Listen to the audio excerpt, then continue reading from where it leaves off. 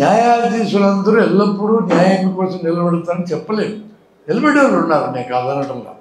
గొప్ప న్యాయాధీశులు చరిత్ర ఉన్న దేశం ఇది. ఈ చారుకన్నా లేదా కృష్ణయారు ఇలాంటి పేర్లు చాలా ఉన్నాయి. వాళ్ళందరూ ఉండబట్టే మనకేంగా నమ్మకం ఉంది. గవాయికి ఇప్పుడు ఉన్నాడు 24 తేదీ దాకా ఉంటాడు, 24 దాకానే ఉంటాడు. తర్వాత ఎట్లాంటి వాళ్ళు వస్తారో మనకు తెలియదు. ఒక జడ్జి యూపీలో ఒక తీర్పు ఇట్లు ఇచ్చాడు, మీరు ఏమంటారో చూడండి. ఒక రేపు విక్టిమ్ ప్రెగ్నెంట్ అవుతుంది. ఈ ప్రెగ్నెన్సీ నాకు అక్కర్లేదని అనుకుంటుంది ఆమె తండ్రి కూడా అట్లే భావించి కోర్టుకు వచ్చి ఈ గర్భం తీసేయమని రిక్వెస్ట్ పెడతాడు. అప్పుడు జడ్జి ఏం చేయాలా? గర్భం తీసేసుకొని నేను తీర్మానం చేస్తాను అలా. లేదంటే నెలలు పెరిగినాయి కాబట్టి ఆ అమ్మాయికి ప్రాణాపాయం జరుగుతుందని చెప్పాలి. అప్పుడు డాక్టర్ ఒపీనియన్ అడిగితే నాలాంటి తలమాసులు ఎటు ఉన్నాం, నేను చెప్తాం కదా 8 నెలలు ఉన్నా కూడా గర్భం తీసేయచ్చా, ఇబ్బంది లేదని చెప్తాం. మేము ఇష్టం మన ఆపరేషన్ చేసి తీస్తాం, ఏమి కాదు చేస్తున్నాం కదా. అన్వాంటెడ్ ప్రెగ్నెన్సీ అని ఖచ్చితంగా వస్తారు. అట్లా ట్యూబెక్టమీ చేసుకున్న ప్రెగ్నెన్సీ వస్తుంది, ఏం చేస్తాం? మమ్మల్ని అడగొచ్చు. ఆయన తీసుకుని చరితార్థమైనటువంటి నిర్ణయం ఏంటో తెలుసండి. రేపు చేసినాడు జైల్లో ఉంటని పిలిపించి ఈ అమ్మాయిని పెళ్లి చేసుకోమని చెప్పాడు. వాడా జైల్లో వచ్చినాడు, నాకు అప్పటికే పెళ్ళి అయింది, పిల్లలు ఉన్నారు, నాకు వద్దారు. మనకే నవ్వు వచ్చేటట్టు తీర్పుడిస్తే ఇట్లా తండ్రి కూడా ఒప్పుకోలేదు.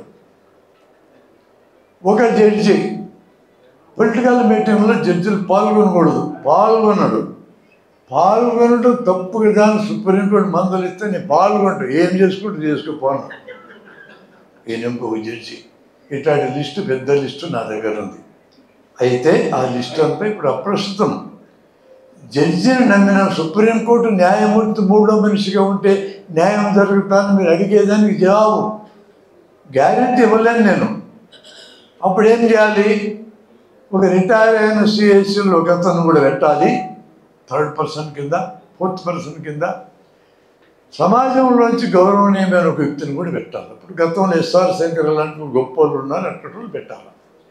5 ఉన్నప్పుడు అప్పుడు ప్రధానమంత్రి ఒక పక్క, అపోజిషన్ ఒక పక్క లాగుతూ ఉంటారు. ఒకవేళ ప్రధాన న్యాయమూర్తిని కూడా లాగేసుకుని నీకు 2 ఉన్నారు అనే రక్షణ ఉంటుంది. ఇట్లా రికమెండేషన్ మేము చేస్తున్నాం. మా మాట వినే గుడ్డి కుక్క కూడా ఇక్కడ లేదు, అది నాకు తెలిసే చేస్తున్నాను. మన పౌర సమాజం నుంచి న్యాయమైంది మనం అడగాలి కాబట్టి చేస్తున్నాం. ఈరోజు ఇమీడియట్గా జరగాల్సిన నెంబర్ 1, ఎన్నికల కమిషనర్ని నియమించే కమిటీలో ప్రధానమంత్రి, మరో మంత్రి ఈ సీన్ ఉండకూడదు. ప్రధానమంత్రి, అపోజిషన్ లీడరు, సుప్రీంకోర్టు ప్రధాన న్యాయమూర్తి ఉండాలి. 2వది, తప్పుడు కమిటీ నియమించిన ఎన్నికల కమిషనర్ 3 రాజీనామా చేయాలి, కొత్త కమిషనర్ రావాల్సిందే. ఎన్నికల కమిషన్ ఈరోజు నిర్ణయించిన ఓటర్ల లిస్టులు సంపూర్ణంగా ప్రక్షాళన జరగాలి, నిష్పక్షపాతంగా జరగాల. ఎన్నికల కమిషన్ నేను నిష్పక్షపాతంగా ప్రజాస్వామ్యబద్ధంగా పనిచేస్తున్నానని నిరూపించుకోక తప్పదు. ఓటింగ్లో ఉపయోగించిన ఎన్నికల ఆ యంత్రాన్ని, దాన్ని ఎవడైనా సరే ఈ దేశంలో 145 కోట్ల మందిలో దీన్ని ట్యాంపర్ చేస్తాను అది ఛాలెంజ్ చేస్తే ఎన్నికల కమిషన్ కమాన్ ట్యాంపర్ చేద్దూరని పిలవాలి. ఎన్నిసార్లు అడిగితే ఎన్నిసార్లు ఓపెలైజ్ చేయాల్సిందే. గతంలో ఎన్నికల కమిషనర్లు ఒక్క కంప్లైంట్ వచ్చినా కూడా పట్టించుకున్నారు, ఈరోజు పట్టించుకోవాలా? ట్యాంపర్ చేయగలమని ప్రూవ్ చేస్తే అనుమానాలు ఉన్నాయి జనానికి. ఎలాన్ మస్క్ మాట్లాడినాడు, సిఐ చీఫ్ మాట్లాడేది వీళ్ళు ట్యాంపర్ చేయొచ్చు దీనని. ఎవడైనా తిరుగున్న ట్యాంపర్ చేస్తారంటే ఆడి మీద కేసు పెట్టి లోపలేంటి కాదు, మీరు చేయాల్సింది కొత్త మిషన్ కాదు, మీరు ఇవ్వాల్సింది. మీరు వాడిన మిషన్ని నేను ట్యాంపర్ చేయగలనంటే ఛాలెంజ్ని రిసీవ్ చేసుకుని ఎన్నికల కమిషన్ ఇది ట్యాంపర్ ప్రూఫ్ అని ప్రూవ్ అయితే అప్పటికి ఆ సమస్యలో ఇది బయటపడవచ్చు, నిష్పాక్షికంగా ఉందని ప్రూవ్ చేసుకోవచ్చు. అప్పటికంటాను, ఎందుకంటే ఎన్నిసార్లు ట్యాంపర్ చేస్తాను ఛాలెంజ్ చేసినా ఎదురు పెట్టాల్సిందని పని. యు ఆర్ అవర్ ఎంప్లాయీ, నీవు రాజ్యాంగబద్ధమైన పదవుల్లో మా ఎంప్లాయీగా ఉండవు, మేము డబ్బులు ఇస్తే మీ పదవులు నడుస్తున్నాయి. కాబట్టి మేము అడిగితే నువ్వు చేయాలి. ఒకసారి ట్యాంపర్ చేయగలవని ఒక్కసారి ప్రూవ్ అయ్యారా ఇక ఎన్నికల మిషన్ ఈ దేశంలో వాడుకుంటాం. అలా బ్యాలెట్కి వెళ్ళాల్సిందే. బ్యాలెట్తో ప్రాబ్లమ్స్ ఉన్నాయి, నేను కాదన్ను. ఇది అంతకంటే పెద్ద ప్రాబ్లం కింద మారినప్పుడు ఏం చేయాలి? ప్రతి దాని దగ్గర ప్రాబ్లమ్స్ తగ్గించుకునే మెజర్స్ మనందరం సలహాలు ఇవ్వాల్సిందే. అసలు ఎన్నికల్లోనే ఒక్క ఓటు ఎక్స్ట్రా వస్తే గెలిచిపోతాడు. ఎన్ని ఓట్లు పడ్డాయిన పర్సెంటేజ్ సంబంధం లేదు. వ్యవస్థలో లోపం ఉంది. ఎన్నికల వ్యవస్థలోనే దామాషా పద్ధతిలో ప్రాబ్లమ్స్ ఉన్నా కూడా 40% ఓట్లు పార్టీ సాధించుకుంటే 40% ఎమ్మెల్యేలు, ఎమ్మెల్సీలు, ఎంపీలు వస్తారు. అది ఇప్పుడు దానికంటే బెటరు. ఈరోజు ఉన్న జనాభాలో 18 ఏళ్ళు తక్కువ వాళ్ళందరికీ ఓట్లు లేవు. ఆ పైన దాదాపు 95 నుంచి 100 కోట్ల మందికి ఓట్లు ఉన్నాయి. ఇద్దరు పోటీ చేస్తే సగం ఓట్లకి పైన ఒక ఓటు వస్తే ఆ టీం అంతా గెలుస్తుంది. అసలు ఎన్నికల్లో గెలవడానికి 0.5%, 1% ఓట్లు తేడాతో అధికారాలు పోవడం, అసలు ఈ సిస్టంలో లోపం ఉంది. ఇట్లాంటివన్నీ దీర్ఘకాలంలో మనం అడగాల్సినవి, తక్షణం అడగాల్సినవి. మిమ్మల్ని నియమించే కమిటీలో ఆ ముగ్గురు ఉండే ఆ మెథడ్ తప్పు. ఇది అడగకపోతే ఇట్లా ప్రతిసారి ఓట్లను పెంచుకుంటూ వేయాలనుకోండి, లిస్టులు మ్యానిపులేట్ అయ్యి కొన్నాళ్ళు పోయిన తర్వాత ఈ దేశంలో ఎన్నికలు జరగవు. అవునా?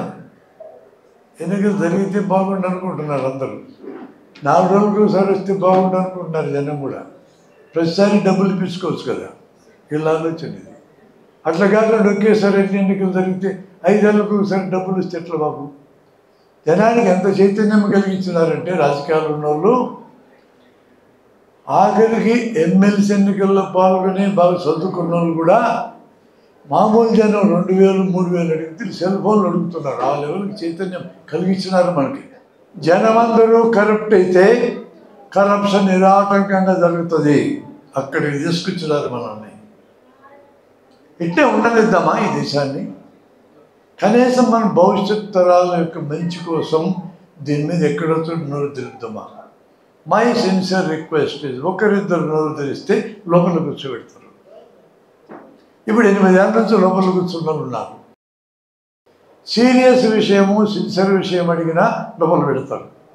నేను అట్లా కొన్ని అడుగుతా, మీరు ఆలోచించండి. నాకు ఈ దేశం మీద ప్రేమ ఉంది, ఉండే మాట్లాడుతున్నా. పుల్వామాలో ఘటన జరిగింది. ఆ ఘటన జరిగిన 2 నెలలకు జరిగిన ఎన్నికల్లో ఎన్డీఏ కూటమి బ్రహ్మాండంగా ఓట్లు సంపాదించుకుంది. పుల్వామాలో హై సెన్సిటివిటీ రోడ్డు, 20 చెక్ పోస్టులు ఉన్న రోడ్డు. ఈ రోడ్డు మీద పోలీసులను తరలించకూడదు, ఎయిర్ లిఫ్ట్ చేయాలా అనే దగ్గర రోడ్డు మీద ఎందుకు తరలించినారో, అంత హై సెక్యూరిటీ ఉన్న రోడ్డు మీదకి ఆర్టీఎక్స్ని కొన్ని 100 కేజీలు ఎక్కించుకొని ఒక కారు వచ్చి ట్రక్కుని ఎలా ఢీ కొట్టింది? ఈ రెంటికి నాకు సమాధానం చెప్పండి సార్. పెహల్గాంలో 26 మందిని చంపారు ఉగ్రవాదులు. ఘోరమే, నేను కాదనడంలా. నేను స్పందించే మాట్లాడుతున్నా. కాశ్మీర్ నిండా పోలీసులు ఉన్నారు, కాశ్మీర్ నిండా సైన్యాన్ని పెట్టాం. అంత సైన్యాన్ని పోలీసులను పెట్టగలిగిన కేంద్ర ప్రభుత్వం వారు పెహల్గాంలో ఒక కానిస్టేబుల్ ఎందుకు పెట్టలేదు? నాకు సమాధానం చెప్పండి. 11వ తేదీ 2వ ఫేజ్ బీహార్ ఎన్నికలు జరుగుతాయి. 10వ తేదీనే బ్లాస్ట్ ఎందుకు జరుగుతుంది?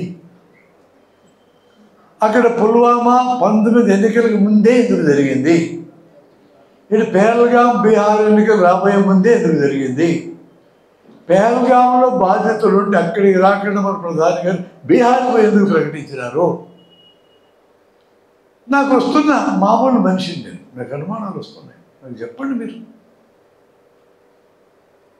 పెద్ద ఎత్తున ఆపరేషన్ సింధూర్ చేశారు, అయిపోయింది అనుకున్నాం అందరం. పాకిస్తాన్ కలిపేసుకుంటాం మనం అనుకున్నాం. పాక్ ఆక్రమిత కాశ్మీర్ కూడా మనకే వస్తుంది అనుకున్నాం. 3.5 రోజులకు ఎందుకు ఆపినారు? అక్కడ తిక్కులోడు ఉన్నాడు అమెరికాలో, ఇప్పుడు 50 సార్లు చెప్పాడు నేను ఆపించినాని. ఒక్కసారన్నా నువ్వు కాదు ఆపించింది మేమే అని ఎందుకన్నా అన్నారు. చివరికి Pakistan chief of staff Munir ఆపుకున్న యుద్ధం అంటే ఆపినారట. అని పాకిస్తాన్ అంటేనే నీ శత్రువు, పాకిస్తాన్ జనం అంటే శత్రువులు, క్రికెట్ ఆడితేనే షేక్ హ్యాండ్ అయినంత శత్రుత్వం మంది. అలాంటప్పుడు వాడు అడిగాడు, నువ్వు ఆపేస్తావా? అడిగాడు, ఆపేసావు. సరే ఆపేసడం మంచిదే, యుద్ధాలు చేసుకోవడం నాకు నచ్చదు. అనవసరంగా అటుపక్క మా పిల్లలు వస్తారు, ఇటుపక్క మా పిల్లలు వస్తారు. అక్కడ రాజధానిలో కూర్చున్నారు, ఇక్కడ రాజధానిలో కూర్చొని భద్రంగా ఉంటారు, మాకెందుకు ఈ సాగులు, మీ బాగానే ఉంటారు అని నేను కూడా ఒప్పుకుంటాను యుద్ధం ఆపేయడానికి.